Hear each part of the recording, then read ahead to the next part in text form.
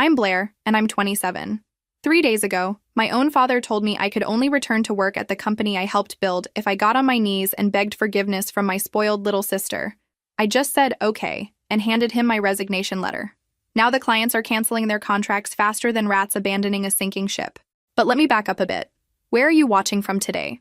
Drop your location in the comments below and hit that like and subscribe button if you've ever felt completely undervalued by your own family. You'll definitely want to stick around for what happened next. 4 years ago, my father's small consulting firm was hemorrhaging money faster than a leaky boat. Fresh out of Harvard Business School, I could have taken any number of lucrative positions in Boston or New York. Instead, I came home to save the family business. Because that's what good daughters do, right? I threw myself into transforming Dad's struggling two-person operation into something substantial. While my classmates were climbing corporate ladders at prestigious firms, I was cold calling potential clients from a cramped office above a bakery. The smell of fresh bread became my cologne as I pitched our services to anyone who would listen. I secured our first major client within 3 months, a tech startup that needed comprehensive business development strategy. Then came the manufacturing company looking to streamline operations. Then the retail chain wanting to expand into e-commerce.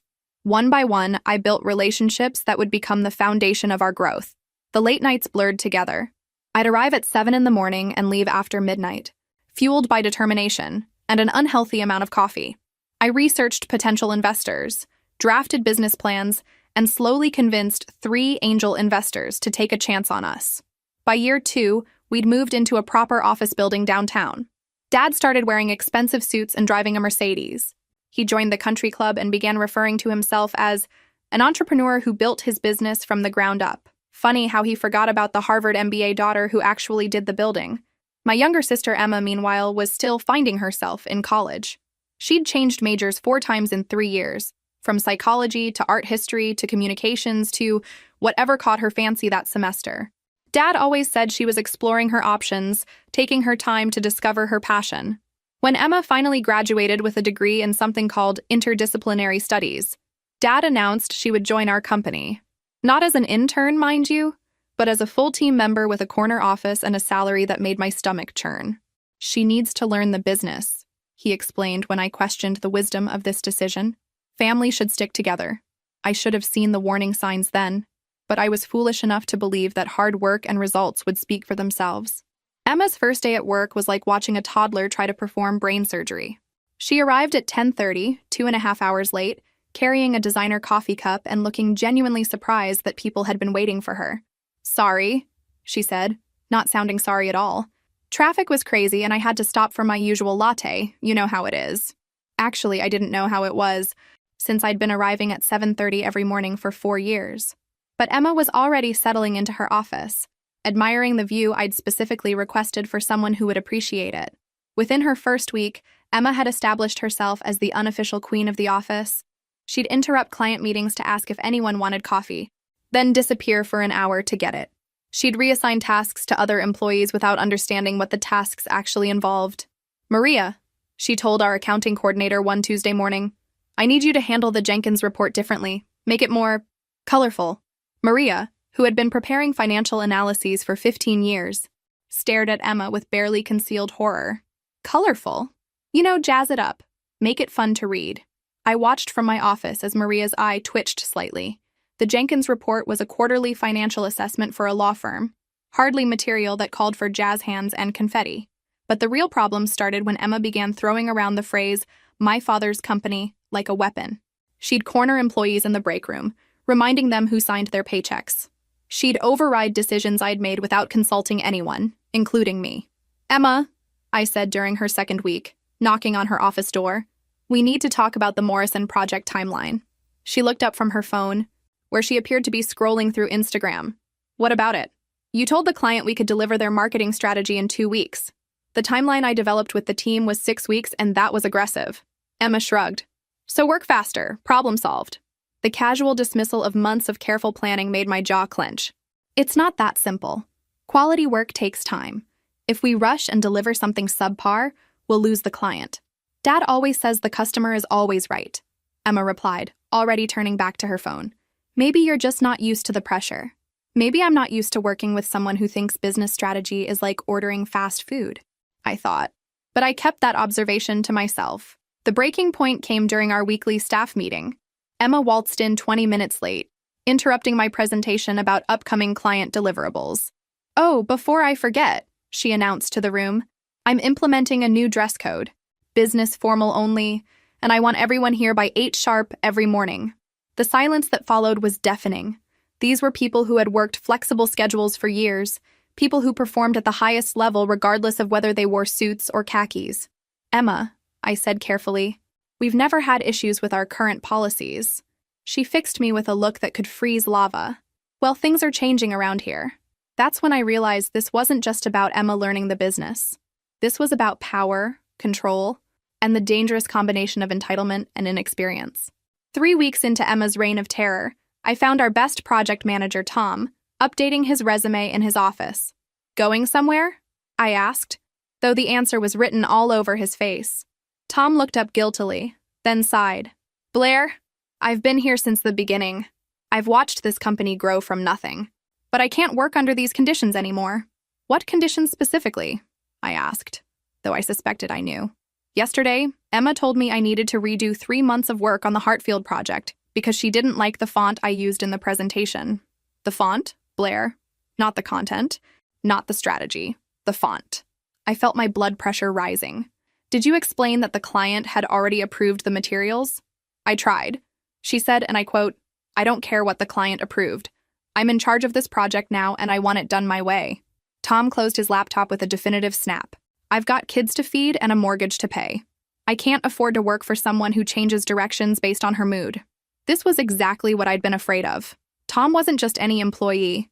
He was the kind of person who made our company reliable, professional, trustworthy. Losing him would be devastating. "Give me a chance to fix this," I said. "Don't make any decisions yet." I marched straight to Emma's office, where I found her redecorating.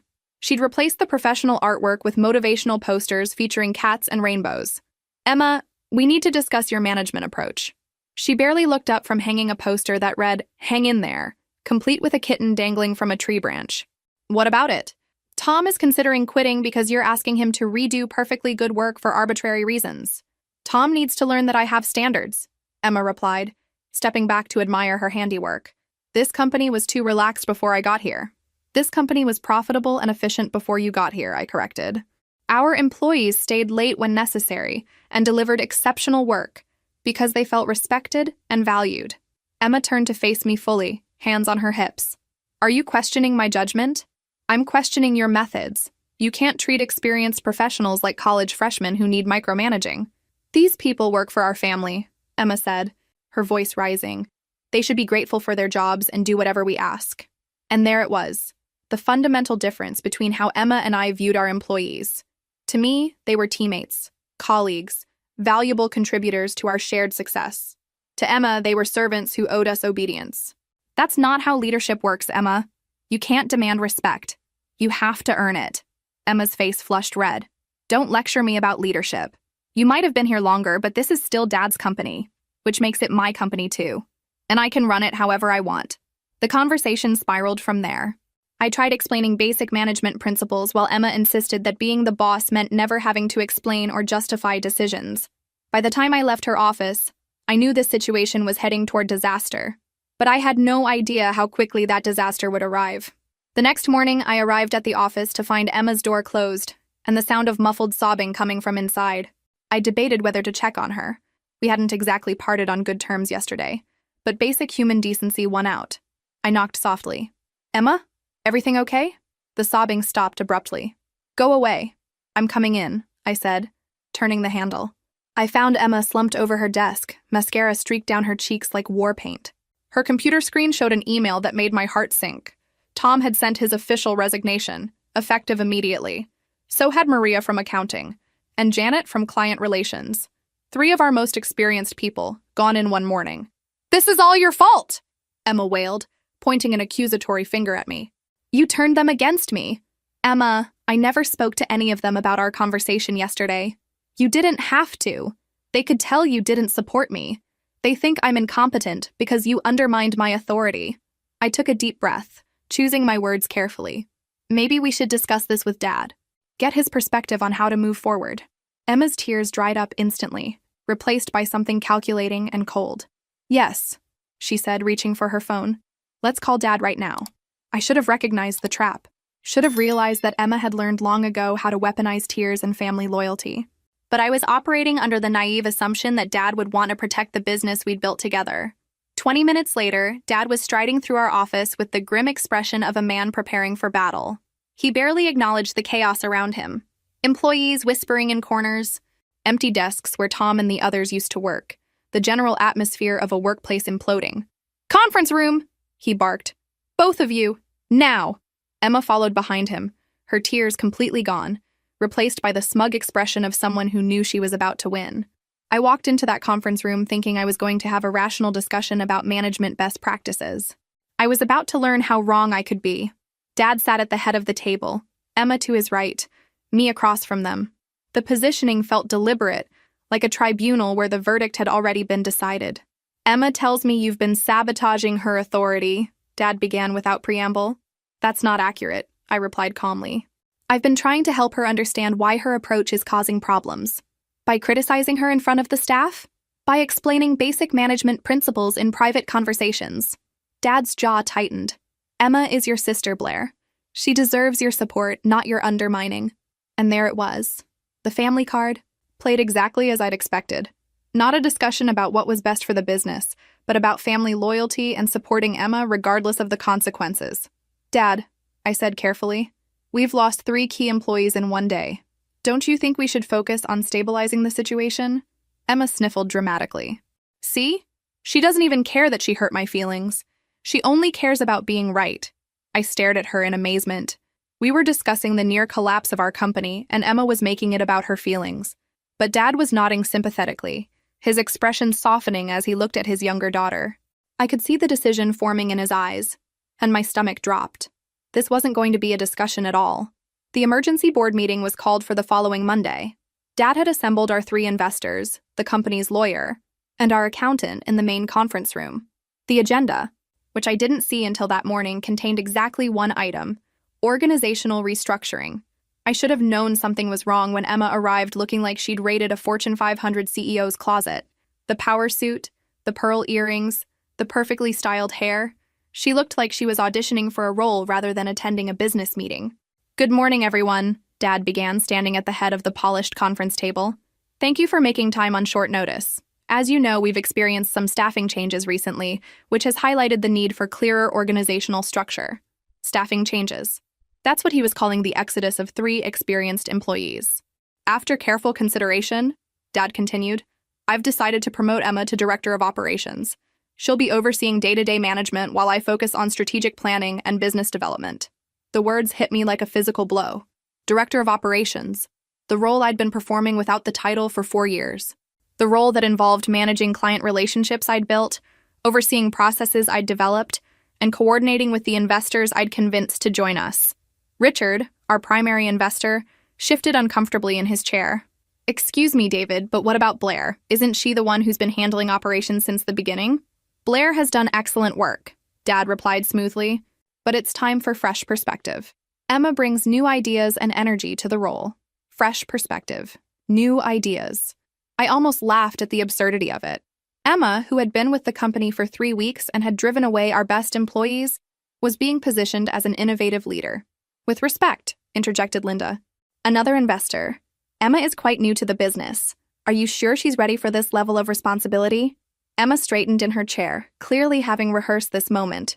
"I appreciate your concern, Linda, but I've been observing the company's operations closely, and I see significant opportunities for improvement. Sometimes an outside perspective is exactly what an organization needs." Outside perspective. She'd been here 3 weeks and was calling herself an outside perspective. The audacity was breathtaking. I realized I needed to speak up before this farce went any further. "Dad, I think we should discuss this decision more thoroughly.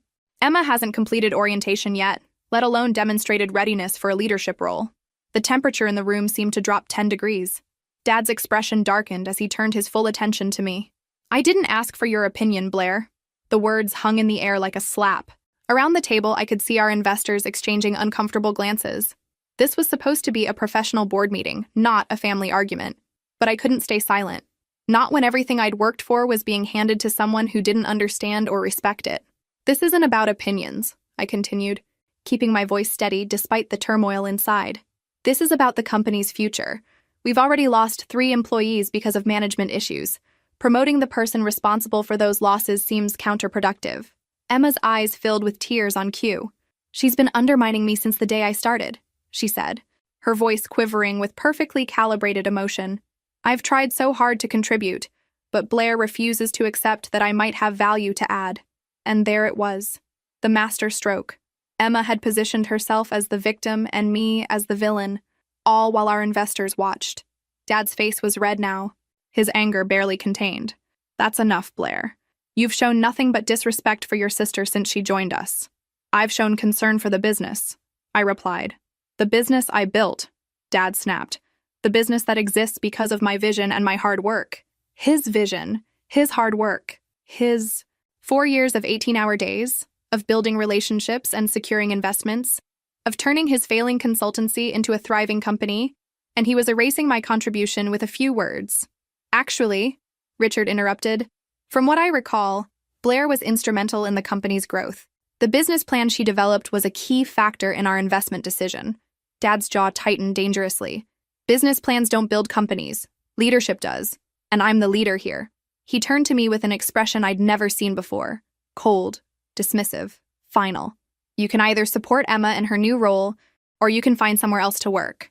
And frankly, after this display of disloyalty, you'll only be welcome back when you apologize to your sister and beg her forgiveness for the way you've treated her. The room fell silent except for the hum of the air conditioning and Emma's quiet sniffles. I looked around the table at faces ranging from shocked to embarrassed to carefully neutral. These people had watched me build this company from nothing.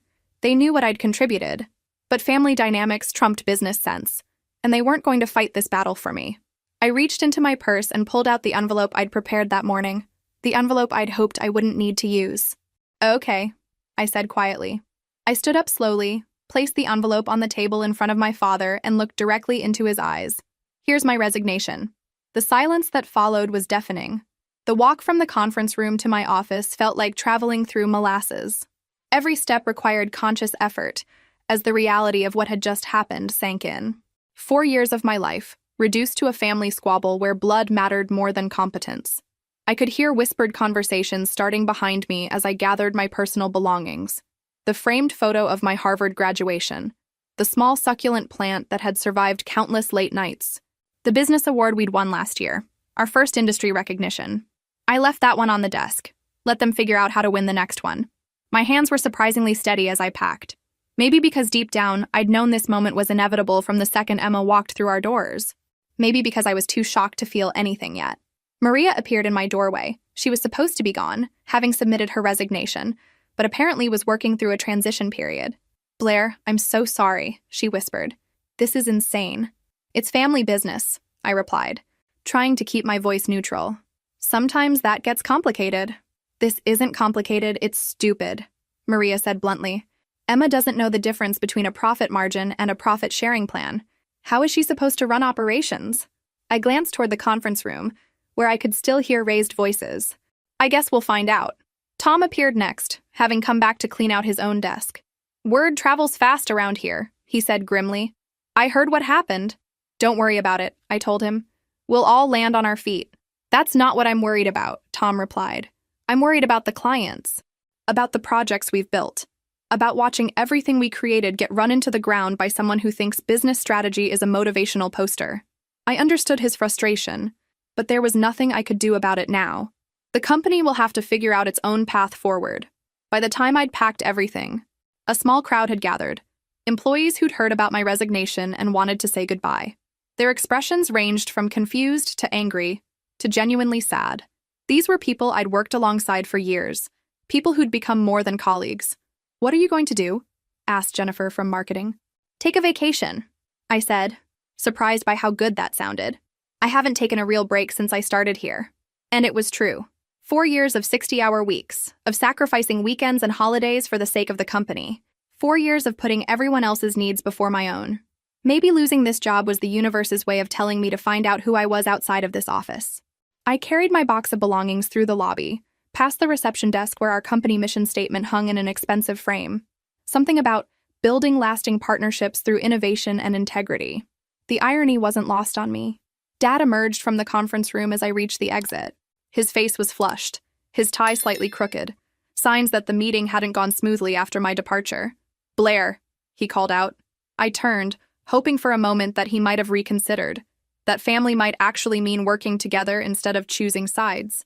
"I hope you understand this isn't personal," he said stiffly. "It's business." I looked at him. This man who'd raised me, who'd taught me to drive and helped with homework and walked me down the aisle at my cousin's wedding when I was a bridesmaid. This man who was treating me like a disgruntled employee rather than his daughter. "No, Dad," I replied quietly.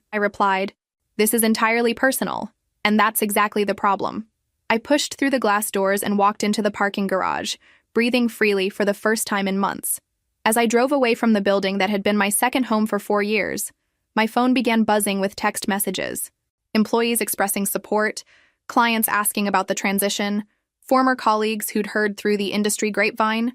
But the strangest thing was how I felt. Not devastated or panicked or defeated.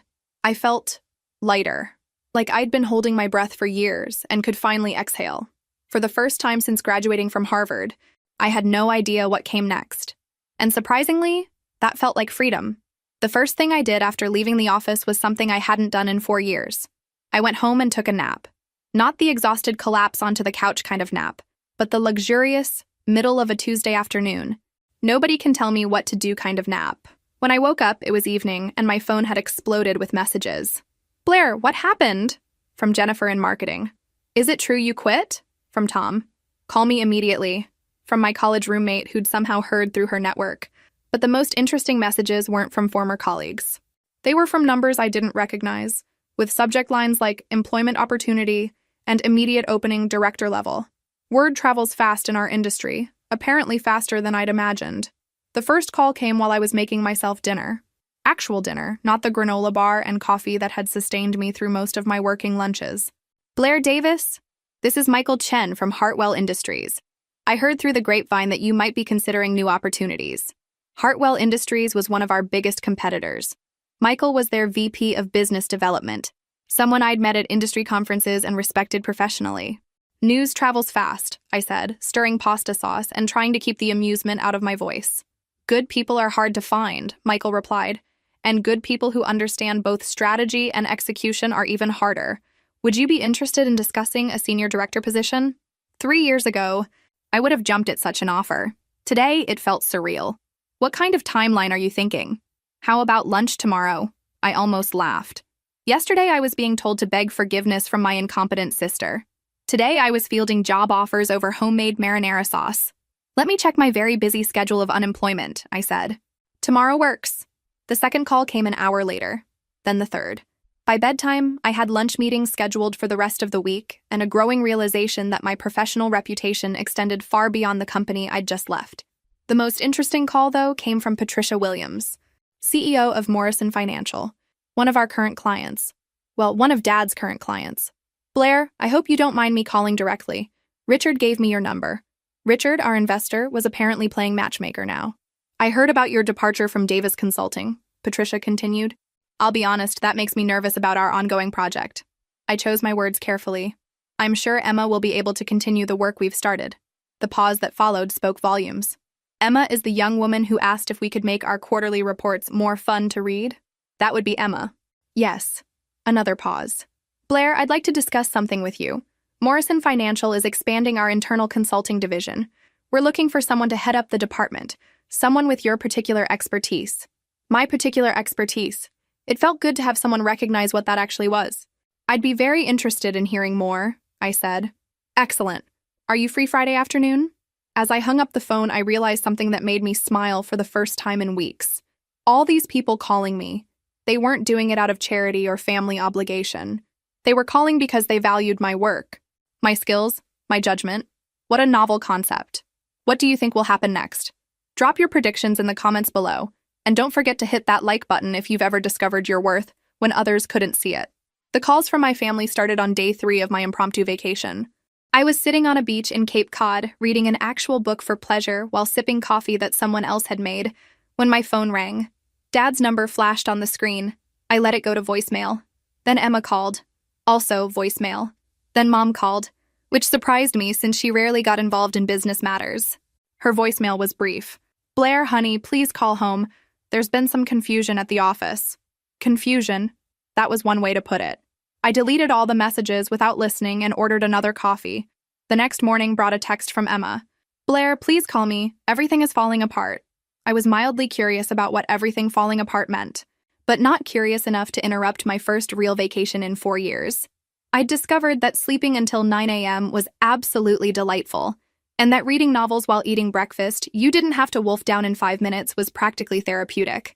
On day 5, Emma called 6 times in 2 hours. On the 6th call, I finally answered. What's so urgent, Emma? Blair, thank God. Look, I know we didn't leave things on the best terms, but I really need your help. The irony was so thick I could have spread it on toast. My help with what exactly? The Morrison Financial Project is completely confused. Patricia Williams keeps asking questions I don't understand. And when I try to explain our strategy, she just looks at me like I'm speaking a foreign language. Maybe because strategic consulting is actually a specialized skill set, I suggested helpfully. Blair, please don't be sarcastic right now. This is serious. Oh, now it was serious. Not when she was treating our employees like servants, not when she was making arbitrary changes to established processes, but now that she was facing consequences. Emma, what exactly do you want from me? I need you to call Patricia and smooth things over. Explain that there's been a transition period, but everything is under control. But everything isn't under control, is it? Silence on the other end. Emma, the Hartwell contract got canceled yesterday, she said in a small voice. And Jenkins and Associates is requesting a full refund of their retainer. I felt a little spike of satisfaction, which probably made me a terrible person, but there it was. What did Dad say about that? He's not happy. He says it's my responsibility to fix this since I'm the director of operations now. So Dad was throwing Emma under the bus, just like he'd thrown me. Family loyalty only extended so far, apparently. I'm sorry this is difficult for you, Emma, but these are natural consequences of the choices that were made. Blair, please, I know I messed up. I know I came in too strong and didn't listen to experienced people. But I can learn. I can do better. For the first time since this whole mess started, Emma sounded genuinely humble. Not manipulative or calculating, just scared and overwhelmed. I believe you can learn, I said honestly. But I'm not coming back to clean up this situation. What am I supposed to do? The desperation in her voice was real.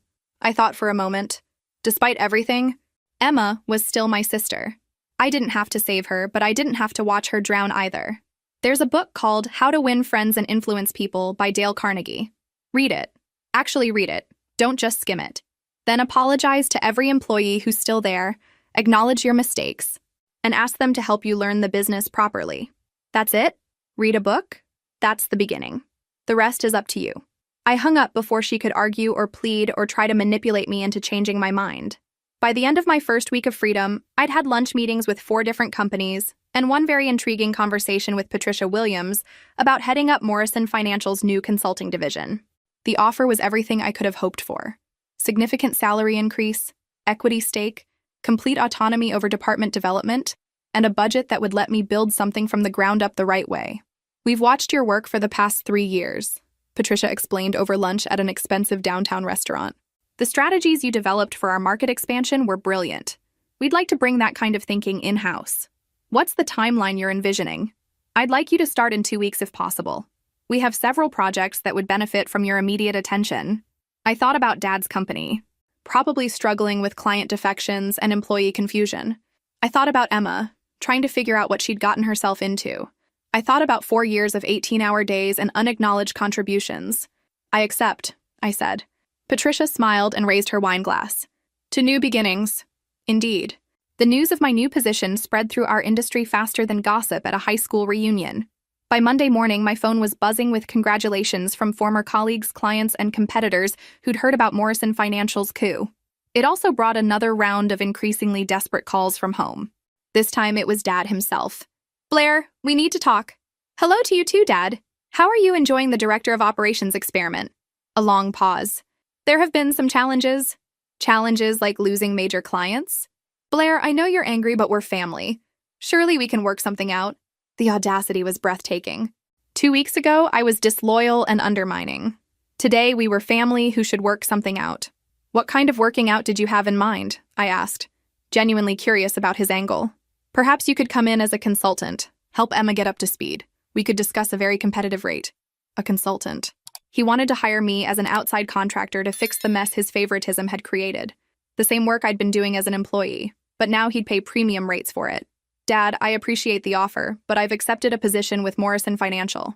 Another pause, longer this time. Morrison Financial? But they're one of our clients. They were one of your clients. I start as their VP of Strategic Development on Monday. I could practically hear the gears turning in his head as he processed what this meant. Morrison Financial wouldn't need Davis Consulting anymore. They'd have their strategic development in-house now. Blair, I think we should discuss this face-to-face. This affects the whole family. You're absolutely right, I agreed. It does affect the whole family. It affects Emma's learning curve, your company's client base, and your reputation in the industry. All consequences of decisions you made. I was trying to give Emma an opportunity to grow. You were trying to make me subordinate to her without regard for competence, experience, or the good of the company. Those are very different things. For once, Dad had no immediate response. I wish you the best, Dad, and I hope Emma takes my advice about that book. She's smart enough to figure this out if she approaches it the right way. I hung up feeling lighter than I had in years. My first day at Morrison Financial was everything starting a new job should be. Exciting, challenging, and filled with people who actually wanted me there. Patricia introduced me to my team. 3 sharp analysts, a project coordinator, and a research specialist. My office overlooked the harbor, came with a budget for department expansion, and best of all, nobody questioned my decisions because of my last name. Your first project, Patricia explained, is developing a market entry strategy for our expansion into sustainable energy investments. Timeline is flexible, but we're hoping for initial recommendations within 6 weeks. 6 weeks to develop a comprehensive strategy for a completely new market sector. It was exactly the kind of challenge I'd been craving. I'll need access to your research databases and about a week to get familiar with your current portfolio structure, I said. Done. Anything else? Complete autonomy over methodology and team management. Patricia smiled. That's why we hired you. 3 weeks into my new role, I was working late when my assistant knocked on my office door. Ms. Davis, there's a call for you from Davis Consulting. Should I take a message? Davis Consulting. Dad's company, calling Morrison Financial's Strategic Development Department. I'll take it, I said, curious despite myself. Blair? It's Tom. Tom, my former project manager who'd quit on Emma's second day. Tom, what a surprise. Are you back at Dad's company? Temporarily. Emma called and asked if I'd consider coming back as an independent contractor to help stabilize things. The situation is, well, it's pretty bad. How bad?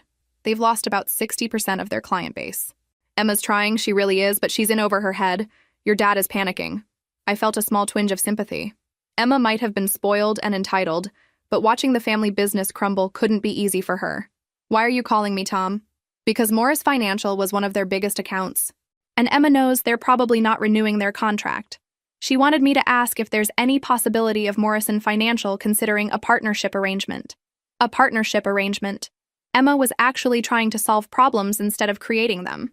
Maybe she had read that book after all. What kind of partnership? Subcontracting specific projects where Davis Consulting's expertise might complement Morrison Financial's internal capabilities. It wasn't a terrible idea, actually.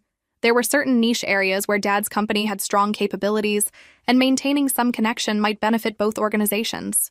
Tom, tell Emma to put together a formal proposal. Include a detailed breakdown of their current capabilities, proposed project types, and a realistic assessment of their capacity. If it makes business sense for Morrison Financial, I'll consider it. She'll be thrilled to hear that.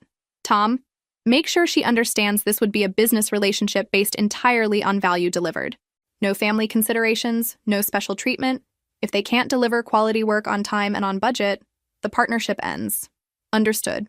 After I hung up, I stared out at the harbor lights and thought about how much had changed in 6 weeks. I'd gone from begging for recognition in my father's company to holding the power to potentially save it. The irony was delicious. Emma's proposal arrived 2 days later, and I had to admit, I was impressed. It was thorough, realistic, and showed a level of business understanding she definitely hadn't possessed 6 weeks ago. She'd identified 3 specific areas where Davis Consulting could provide specialized services to Morrison Financial's clients: small business development, family business succession planning, and regulatory compliance for mid-sized manufacturing companies. The proposal included competitive pricing, clear deliverables, and honest assessments of their current limitations. Most importantly, it acknowledged that any partnership would be performance-based and subject to regular review. I scheduled a meeting with Patricia to discuss the possibility. "What's your assessment?" she asked after reviewing Emma's proposal. "Professionally, it's solid. They do have expertise in these areas, and their pricing is competitive. The work quality has historically been good when properly managed. And personally, it would be satisfying to see if Emma has actually learned from this experience." Patricia raised an eyebrow. "You're considering giving your father's company a lifeline after they forced you out?" "I'm considering a business arrangement that might benefit Morrison Financial while teaching my family something about consequences and professional relationships." "What kind of terms are you thinking?" "Project-by-project contracts. No long-term commitments, clear performance metrics, and all communication goes through official channels. No family phone calls asking for favors or special consideration." Patricia smiled. "You want to help them, but on completely professional terms. I want to see if they can operate as a legitimate business partner without the family drama clouding everything." The first test came sooner than expected. Morrison Financial had a client, a family-owned manufacturing company, that needed help with succession planning as the founder prepared to retire. It was exactly the kind of project Emma's proposal had identified. I called Davis Consulting's main line and asked to speak with the director of operations. "Blair?" Emma's voice was surprised and hopeful. "This is Morrison Financial calling regarding your partnership proposal," I said formally. "We have a potential project that fits your specified capabilities." Emma caught on quickly. "I'd be delighted to discuss Morrison Financial's requirements." I outlined the project scope, timeline, and expectations. Emma asked intelligent questions about the client's background and specific challenges. When I mentioned the budget, she didn't try to negotiate higher rates or ask for special consideration. "We can absolutely deliver this within your timeline and budget," Emma said. "When would you like our detailed project plan?" "End of this week. You'll have it Thursday." She delivered on Wednesday. The project plan was comprehensive, realistic, and showed she'd clearly learned how to manage client expectations rather than making impossible promises. Even better, the team structure included experienced contractors to supplement areas where Emma's knowledge was still developing. I approved the project. 2 weeks later, Emma's team delivered exactly what they'd promised, on time and within budget. The client was satisfied, and Morrison Financial's reputation was enhanced rather than risked. When Emma called to discuss the next potential project, her tone was completely different from our previous conversations. Professional, confident, but not arrogant. She asked for feedback on their performance and incorporated my suggestions into her next proposal. Dad, meanwhile, had started treating me with something resembling respect. When we ran into each other at an industry conference, he actually thanked me for giving them a chance to prove themselves. "I know things got complicated between us," he said awkwardly, "but I'm proud of what you've accomplished at Morrison Financial." It wasn't an apology for how he'd handled the situation, but it was acknowledgement that I'd been right about my own capabilities. Emma, meanwhile, had enrolled in business management courses and was working with a professional mentor to develop her leadership skills. She'd also hired back 2 of the employees who'd quit during her early disaster period. Most importantly, she'd learned to listen before speaking and to ask questions instead of making assumptions. 6 months later, I was reviewing quarterly reports when Patricia knocked on my office door. "Blair, do you have a minute?" "Of course. How can I help you?" "Actually, I wanted to discuss how the company can help you." She sat down across from my desk with a smile that suggested good news. "The board met yesterday to review the Strategic Development Department's performance." I'd been expecting this conversation. Our department had exceeded every performance metric, brought in 3 major new clients, and saved the company significant consulting fees by handling projects internally. "We're creating a new position," Patricia continued. "Chief Strategy Officer. It comes with a significant salary increase, equity stake, and a seat on our executive committee. Interested?" Chief Strategy Officer. 6 months ago, I'd been told to beg forgiveness from my sister. Today, I was being offered a C-suite position at a multi-million-dollar company. "I'm very interested," I said. "Excellent. We'll make the official announcement next week." That evening, I called Emma to let her know about the promotion before she heard it through industry channels. "Blair, that's incredible. Congratulations." "Thank you. How are things going on your end?" "Really well, actually. We just signed a new client, a tech startup that needs comprehensive business development support. Dad let me handle the entire negotiation myself." How did that feel? Terrifying and amazing at the same time. But I realized something. I actually enjoy this work when I know what I'm doing. Emma had indeed learned her lesson. She'd discovered that earning respect was more satisfying than demanding it, and that competence mattered more than family connections in the business world. Emma, I'm proud of how you've handled this whole situation. I couldn't have done it without your advice. That book you recommended changed everything for me. You did the work. I just pointed you toward the right resource. Blair, I know I never really apologized for how I acted when I first started. I was awful to you and to everyone else. I'm sorry. It was the first genuine apology I'd received from any family member about the whole mess. Apology accepted. We all make mistakes. What matters is learning from them. A month later, Davis Consulting had grown their client base back to near pre-crisis levels. Emma had proven herself competent enough that Dad had started including her in strategic planning decisions instead of just giving her orders. More importantly, he'd learned to recognize her strengths and give her projects that matched her capabilities. Morrison Financial, meanwhile, continued offering partnership opportunities to Davis Consulting when projects fit their expertise. It was a mutually beneficial arrangement that proved family businesses could work together professionally when everyone understood their roles. Dad still struggled sometimes with treating Emma as an employee rather than his favorite daughter, but Emma had learned to maintain professional boundaries. When he occasionally tried to give her special treatment, she would politely decline and request the same standards that applied to everyone else. The most satisfying moment came when Dad invited me to lunch. Not to discuss business, but just to talk. For the first time in years, he asked about my life outside of work, my plans for the future, my thoughts on industry trends. I realize I never really thanked you for what you did for the company, he said as we finished our meal. I took your contributions for granted, and that wasn't fair. It wasn't a complete acknowledgement of how badly he'd handled the situation, but it was a start. I appreciate that, Dad. Emma told me she's thinking about getting her MBA, following in your footsteps. I smiled. That's a good idea. She's got the right foundation now. As I walked back to my office, my corner office with the harbor view and the team that respected my judgment, I thought about how dramatically everything had changed. I'd lost a job where my family took me for granted and gained a career where my contributions were valued. Emma had lost her sense of entitlement and gained actual competence. Dad had lost his illusion that family loyalty mattered more than performance and gained two daughters who were succeeding in their chosen fields. Sometimes the best thing you can do for people you love is refuse to enable their worst behavior. Sometimes walking away is the only way to show them what they're actually losing. And sometimes, just sometimes, everyone learns something valuable in the process. If this story resonated with you, make sure to like and subscribe for more stories about finding your worth and standing up for yourself. Sometimes the best revenge is simply living well and succeeding on your own terms.